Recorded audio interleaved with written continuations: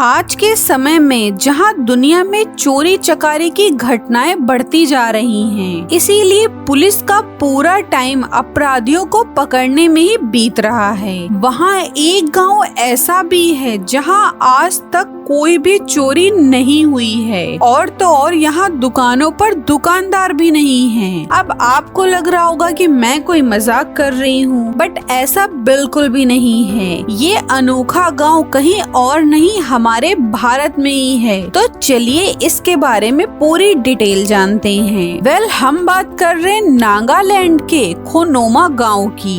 इस गांव को भारत का पहला ग्रीन विलेज भी कहा जाता है। इस गांव का इतिहास 700 साल पुराना है और यहाँ आगामी जनजाति के लोग रहते हैं। इन आदिवासियों ने भारत की स्वतंत्रता में भी बहुत ही ज्यादा अहम भूमिका निभाई है और आज तक इसके अलावा अपने गांव को बचाने के लिए उन्होंने खुद से भी कई सारे नियम बनाए, जिसे आज भी लोग मानते आ रहे हैं। इसमें जंगल के पेड़ को ना तो कोई काटेगा और ना ही शिकार करेगा, लेकिन इसके अलावा भी ये गांव बहुत से रीजन से अलग माना जाता है, क्योंकि इस गांव में आज तक कोई भी चोरी नहीं हुई है, इसलिए इसे दुनिया का सबसे ईमानदार गांव भी कहा जाता है।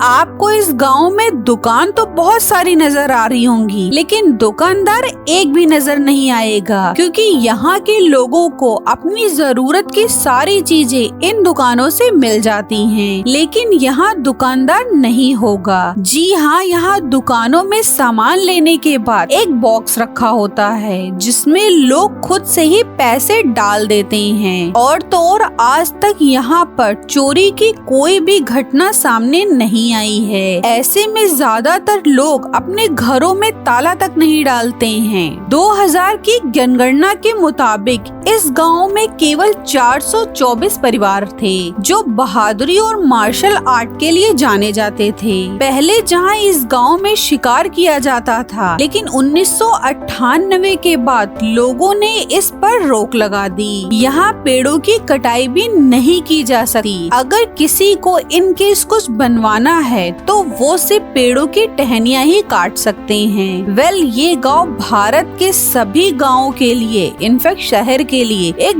बहुत बड़ी मिसाल है। दोस्तों, आई होप हमारे इंडिया जैसे और जगहों राज्यों में भी ऐसा हो जाए तो शायद सारी चीजें सेटल हो जाएं। आपको इस पर क्या कहना है मुझे कमेंट करके जरूर बताएं, और जाते जाते हमारे चैनल को भी सब्सक्राइब कर लें। Thanks for watching.